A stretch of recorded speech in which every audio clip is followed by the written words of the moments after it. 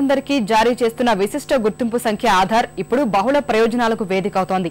అనేక సంక్షేమ పథకాలు, ఇతర అవసరాలతో పాటు నేర దర్యాప్తునకు అక్కరకు రానుంది. వేలిముద్రల్ని ఆసరాగా చేసుకుని నేరస్తులను పట్టుకునేందుకు నేర పరిశోధన సంస్థలు తగిన ప్రణాళికలు సిద్ధం చేసుకుంటున్నాయి.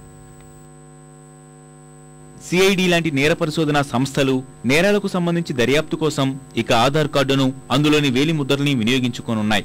ఈ మేరకు ఆ సంస్థ సేకరించిన డేటాబేస్ ను వినియోగించుకునేలా అనుమతి ఇవ్వాలంటూ విశిష్ట గుర్తింపు ప్రాధికార సంస్థకు సిఐడి లేఖ రాసింది.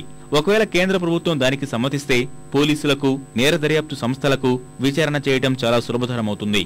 ప్రస్తుతం సిఐడి వద్ద నేరస్తుల తాలూకు 4,78,000 పైచిలుకు వేలిముద్రలకు సంబంధించిన సమాచారం ఉంది. వీటి ఆధారంగా కొన్ని కేసుల్ని మాత్రమే పరిష్కరించగలిగింది.